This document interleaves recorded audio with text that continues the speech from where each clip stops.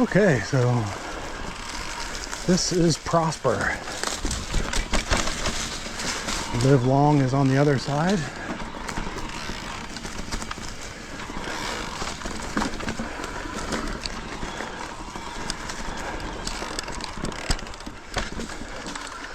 Oh. Should have gone wider. Yeah.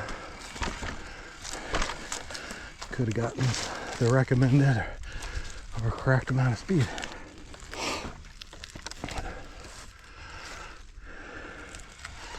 Quite beautiful today. No gators over here.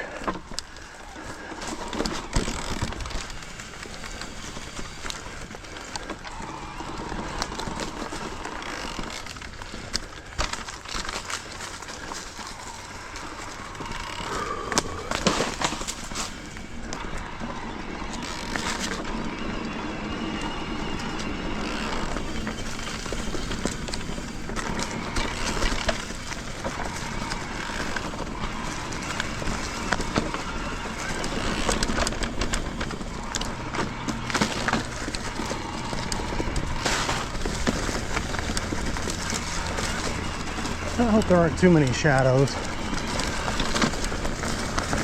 Hope these videos come out because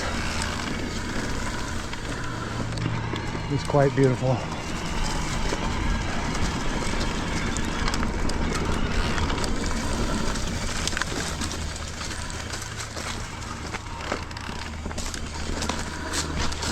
Oh, a little shoulder rub there. Good recovery, Scott.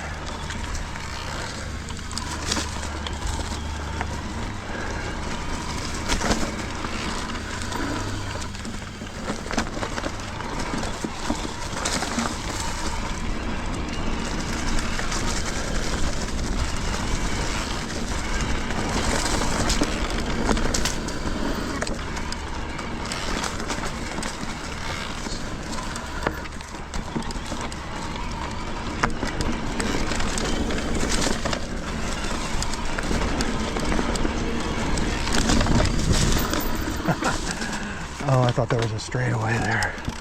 I've definitely ridden this trail a few times, but impossible to know all the turns.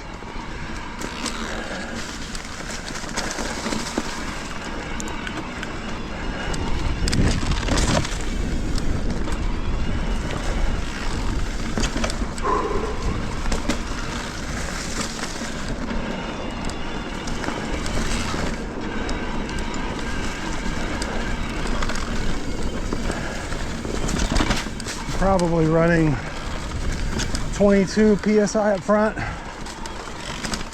I believe. That's what I put it at last night.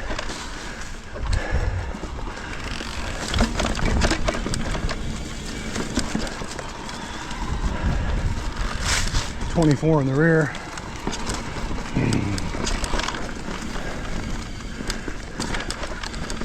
I'd love to go lower, but I probably should actually. Being Hyperwall, Pirellis, and Enduro 300 rims should be fine.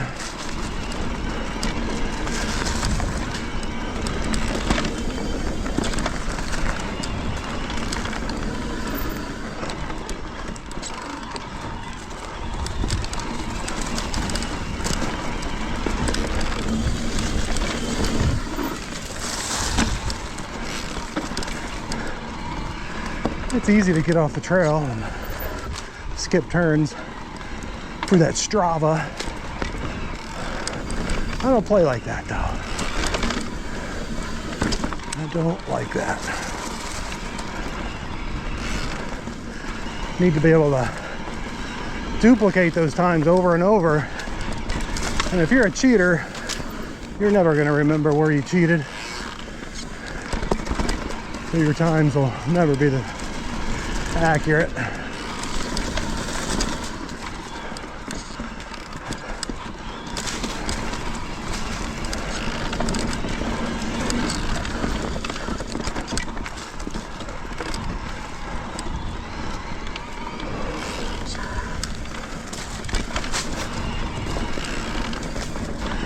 considering getting the SRAM T-type. I'd love to say that prices were going to come down. That's going to take a while. So if you're going to buy, you might as well buy now. $1,000 with the crank arms, $1,050, I believe. No crank arms. I think you save $100. I am running Hope 155s, crank arms, and the Hope chain ring. You know, things aren't perfect. It shifts terribly in the stand, but when I get out on the trail with some sag in the suspension, it performs well. Much better than in the stand, so.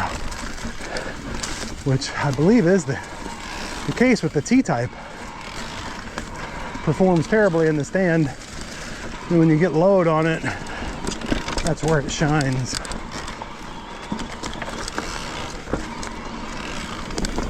But I didn't think that was the case with regular Axis GX. Well, evidently, it works for me. Maybe it's because I'm fatter than the average guy. Oh, that was a surprise.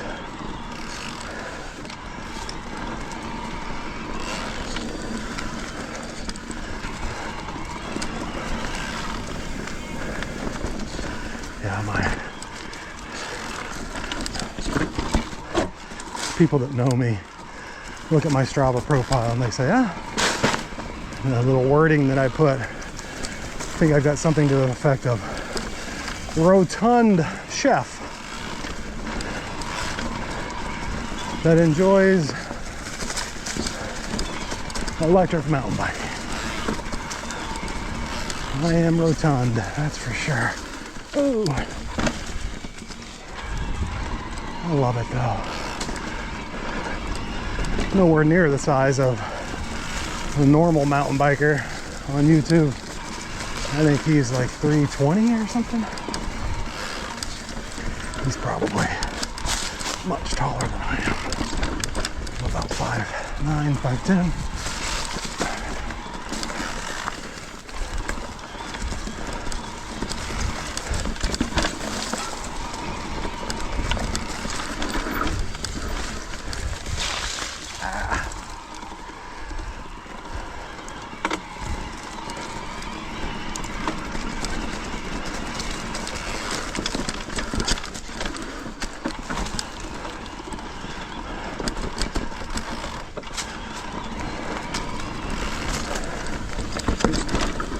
I am kind of a wet weenie on this bike, meaning, oh, I took the wrong line there.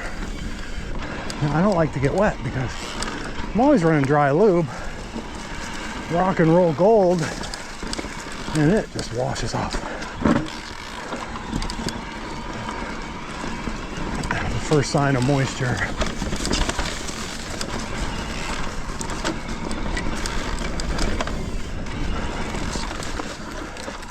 Somebody tried to tell me it was all weather, the gold. I was like, no, it says right on the bottle it's dry. I love it. In a year and a half, I buy it by the quart. I think I've been through like 2.5 quarts. So I lube often, which is so much more important on an EMTB than a regular MTB. Oh, let's go there. So acoustic.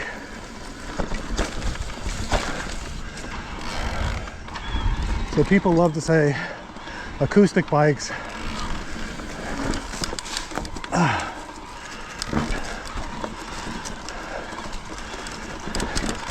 Just say MTB and EMTB. Come on. So pretentious.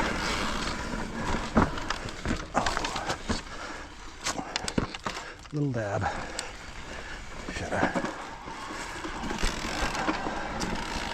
Should go back and do that.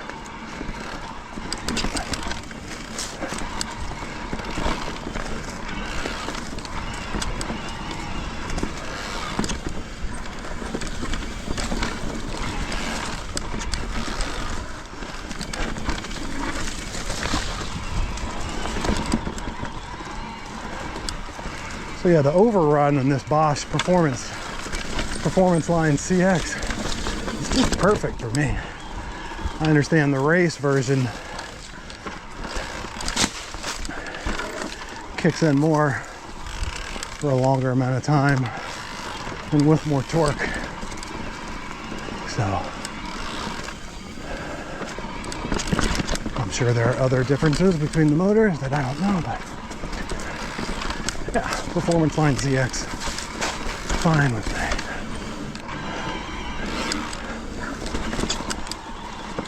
I'm not saying I wouldn't upgrade if this motor died. I'd certainly consider it.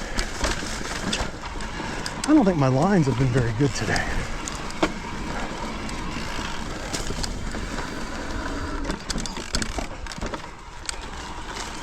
Not at all.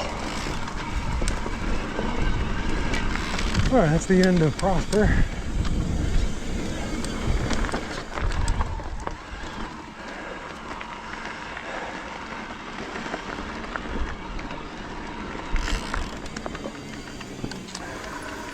Hey, he's still there. Hey, buddy. Sun's back out for you, huh? Oh, boy. I'm out of shape.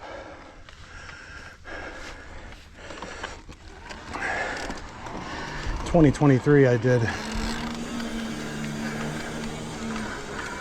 according to Strava, 2,200 miles, 180, almost 180,000 vertical feet, something like that. But I don't ride any tarmac, zero. Everything's 20 miles at a time, I'd say is my average outing.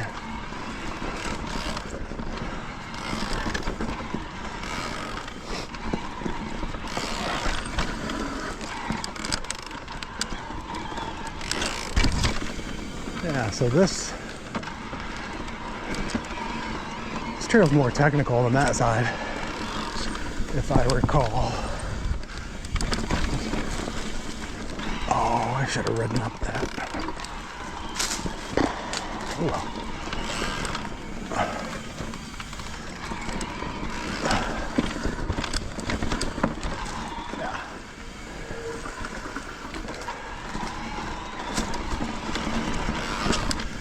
Live long.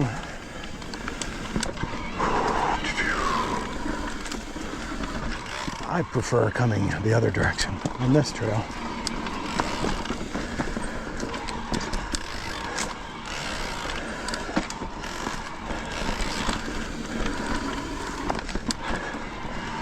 Yeah, I would love to run wider bars. Right now I'm running 755, 760. Which seem to do well here in Florida for all of these tight single tracks that I love to do.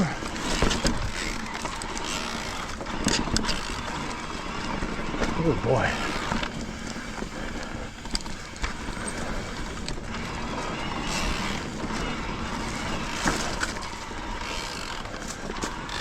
So the great thing with this trail is that there are some consequences, which, you know, who doesn't like a little bit of consequence, but it is water, so. In Utah, the consequences were cliffs. Cliffs and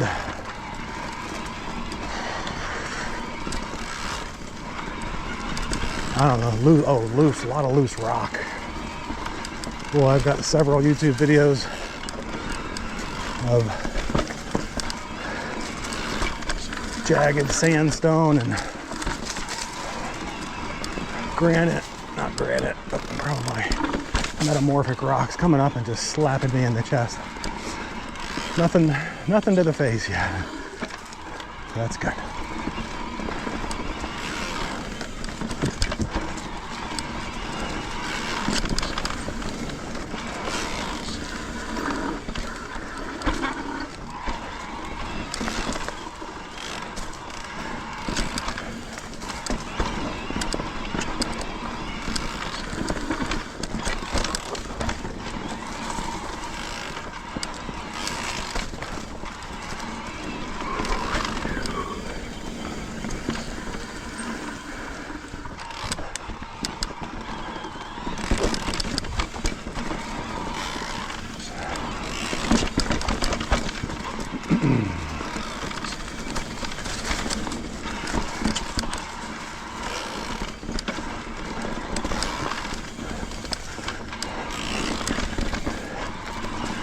I tell you what, these Hydra hubs made all the difference in the world. I was running a ratchet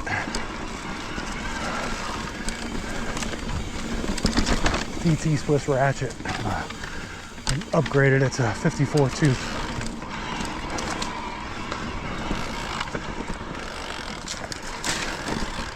And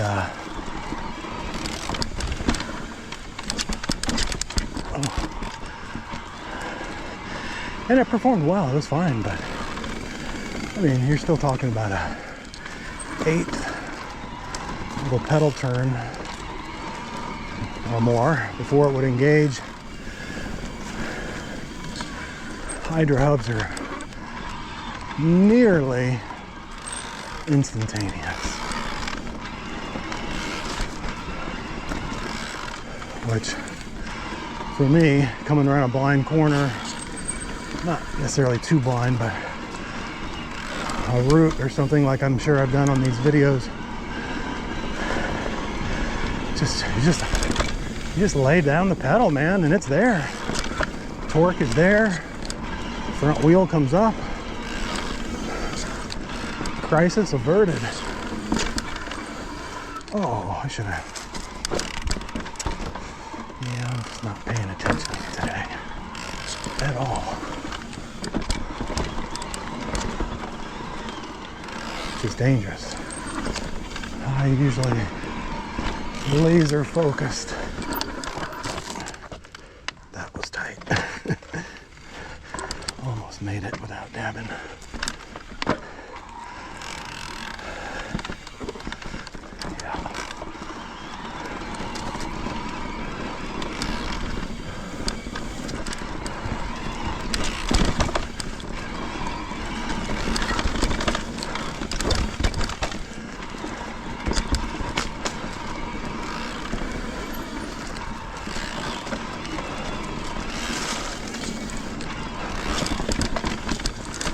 Oh, let's go over the roots.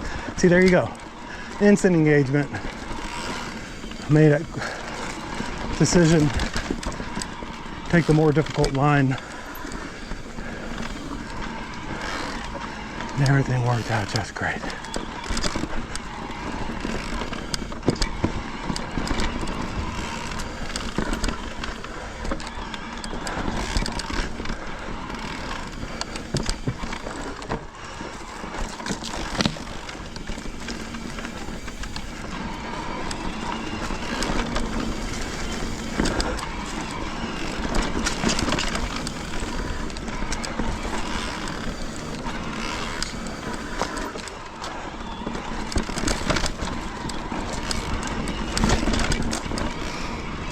Awful.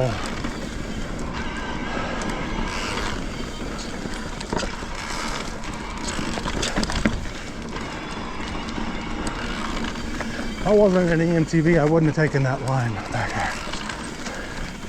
But I knew I could get over that route that was more or less parallel with the front tire.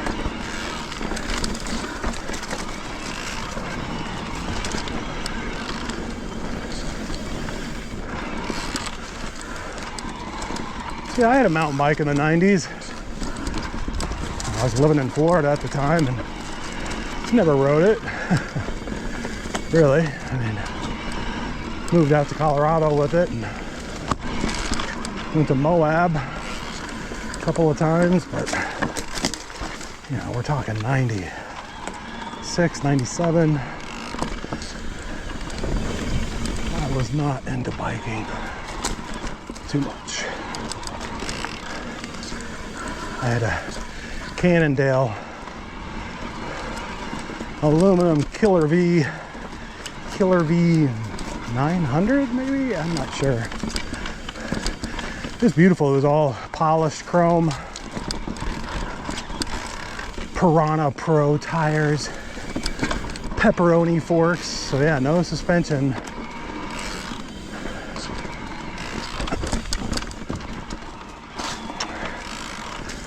It was a good bike. I was moving from Colorado. About 2010, somebody offered me $250 for it. Whoa, that should have gone that way anyway. And I didn't take it. I should have. Then I ended up leaving it at a family member's house and they gave it away. Oh, all the equipment was original. Railer, the tires were even original and still rideable. I recall, I'm pretty sure. And it needed some work. Not that those old beat up bikes are worth a whole lot of money, but it's nostalgic. I had removed all of the stickers, which certainly decreased the value.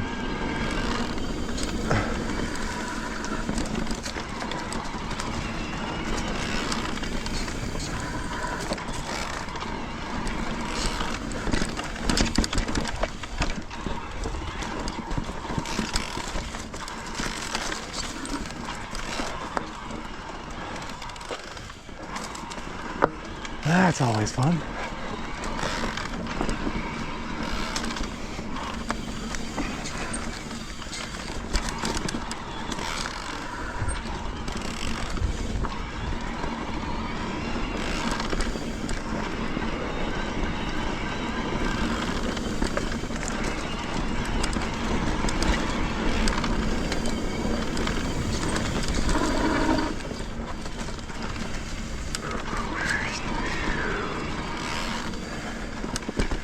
To save a little energy. I mean, I got another 10 miles to go or so on flat single track. I love going fast.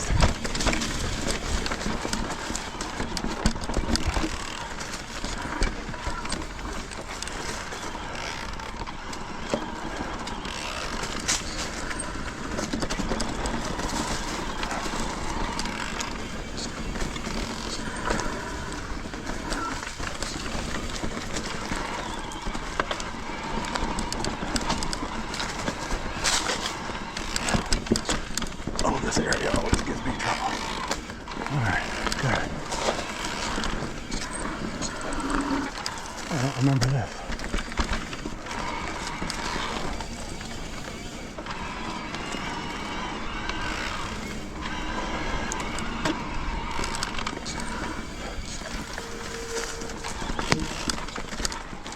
Oh. Of course I just upshifted. It was a little high. Glad I stopped. All right.